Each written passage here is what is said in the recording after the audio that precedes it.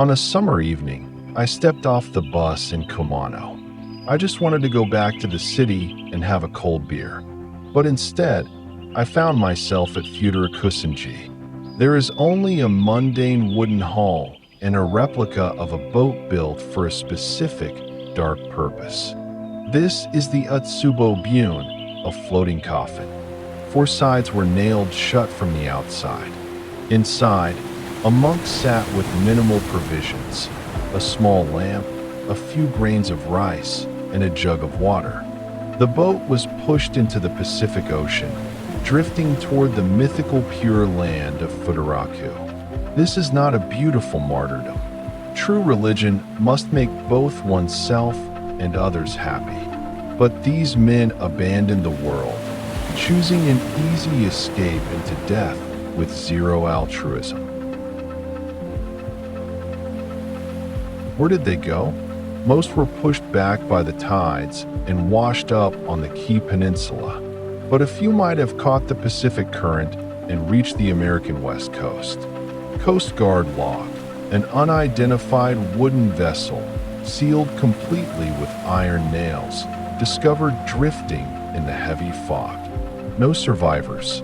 Inside the dark cabin, only bleached bones remaining. In Japan, Jibutsu, attaining Buddhahood, was rewritten as attaining death through self-sacrifice. Under extreme starvation, their brains were flooded with endorphins, hallucinating the Bodhisattva as their souls detached from the flesh.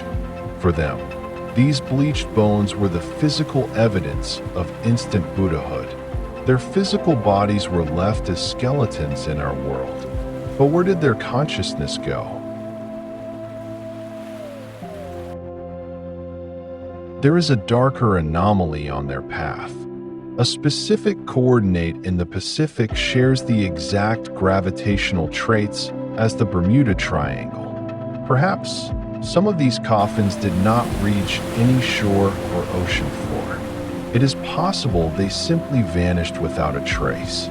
The word Fudaraku comes from the Sanskrit Potalaka, the pure land of Avalokiteshvara. Interestingly, modern science reports strange gravitational anomalies and spatial distortions in specific coordinates of the Indian Ocean and the Pacific, much like the Bermuda Triangle. What if the ancient ascetics sensed these hidden rifts in space-time? What if their pure land was a real, alternative dimension glimpsed through the tears of our world? Wait, no, never mind. Forget what I just said. It is too ridiculous. If I admit that the entire worldview of this channel, no, my own understanding of history completely collapses. I must be tired. Those monks didn't slide through space-time. They must have been swallowed by a giant whale, or they are just still drifting out there in some remote ocean where no ships ever pass. Yes, that must be it. I stood by the dark Pacific, waiting for the next bus. The illusion of cold beer pressed upon me like Avalokiteshvara, and I desperately wanted to escape. If I am to dream, I would rather drown in a sea of beer. Forget the coordinates.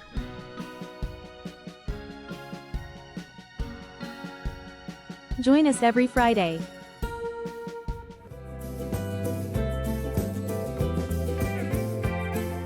Thank you for watching until the end. Please subscribe to our channel